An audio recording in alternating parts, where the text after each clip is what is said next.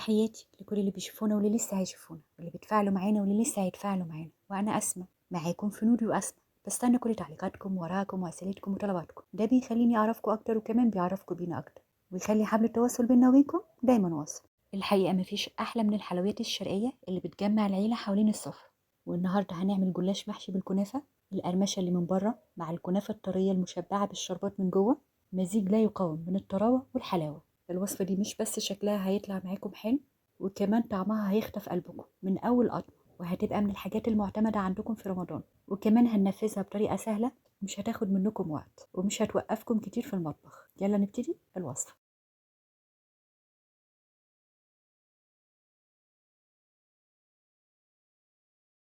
اول حاجه هنبتدي بيها الشربات، كوبايتين من السكر ومعاهم كوبايتين من الميه، يعني السكر قد الميه، وعصره ليمون يعني عصير ربع ليمونه كده. هنحط الميه وعليها السكر وعصره الليمون، مش هنعصر نص الليمونه كلها. هنرفع كل ده على النار ونخلي النار هاديه شويه، لانها لو عاليه قوي هيفور ويدلق مننا.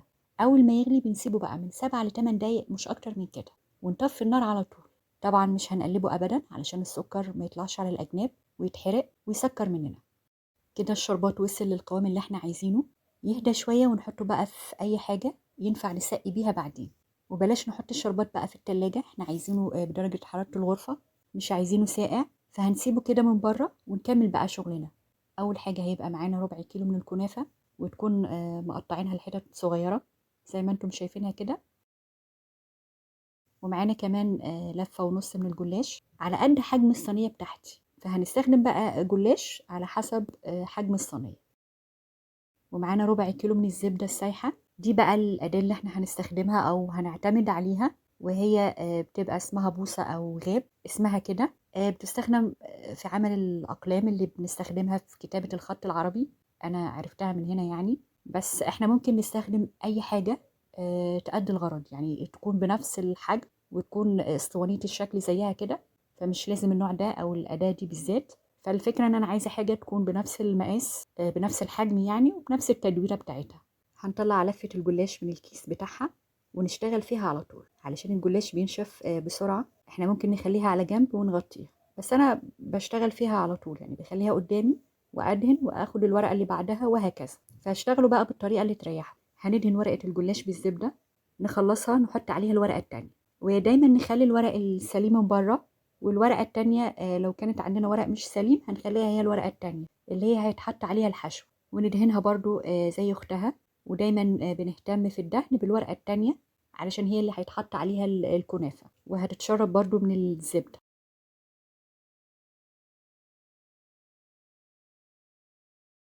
هنفرد بقى عليها شوية من الكنافة، تبقى طبقة خفيفة ما نكترش قوي. ونسيب بقى حوالي 2 سنتي على الأطراف بدون كنافة، علشان بقى تساعدنا ان احنا نقدر نلف الجلاش، وكمان تساعدنا ان طبقات الجلاش تلزق في بعضها.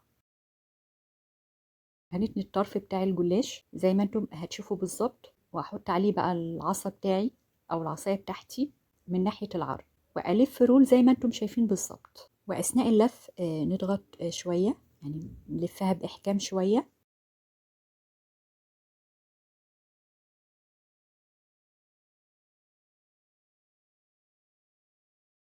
بعد ما لفيناها هزق الجلاش لجوه علشان يتكشكش ويتلم معانا، كأننا بنكشكش قطعة قماش بالظبط.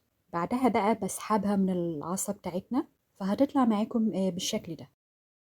ندهن الصينية دهنة كويسة بالزبدة، وبعدها بقى برص وحدات الجلاش.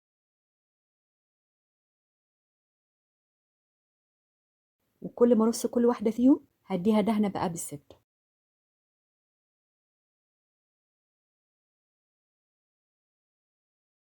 هعمل معاكم واحدة تانية ندهنها، وبعدها افرد عليها التانية وادهنها برضو. وزي ما قلنا نسيب الاطراف من غير كنافة، واحط بقى في قلبها الكنافة وتكون طبقة خفيفة. نتني بقى الطرف ونحط العصا ونلف بقى رول، ونلف بإحكام شوية. نتأكد بقى ان الطرف لزق كويس، ونضغطها بقى بإيدينا عشان نتأكد بقى انها هي لزقت في بعضها، ونكشكشها. وبعدها بقى بنسحبها من العصا، فبتبقى معانا بالشكل ده.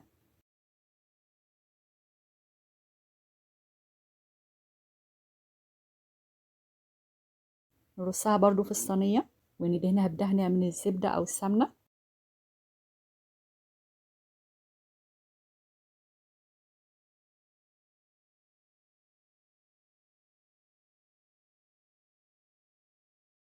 كده خلصنا كل كمية الجلاش اللي معانا. هنقطع كل واحدة فيهم على جزئين، يعني كل واحدة جلاش عندي هقسمها نصين، وبعدها بقى بندخله الفرن على حرارة 180 يستوي براحته وياخد بقى لون حلو. وأول ما يلون من تحت ويبقى لونه حلو افتحوا الشواية عشان ياخد لون من فوق. ده شكله بعد التسوية. هننزل عليه بقى بكل كمية الشربات اللي معايا ونحاول نوزعه على وحدات الجلاش بالتساوي. بعدها بقى بنزينه بالمكسرات من فوق، ودي حاجة اختيارية.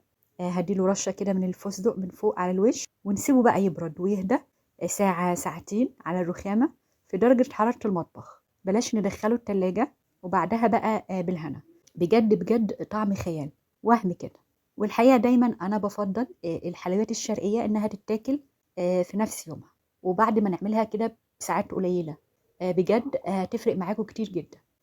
شايفين بقى طبقات الجلاش وهشاشة غير عادية وطراوة ولذاذة في الكنافة، فهو ميكس غير عادي، والريحة بقى بتبقى تحفة. فبجد كل اللي بيدوقه عندي بيتغرم بيه. شايفين شكله من جوه الكنافة بتبقى دايبة. جربوها وقولوا لي رأيكم فيها. ودايما أكلاتنا الحلوة بتجمل لحظاتنا الجميلة. ورمضان كريم عليكم.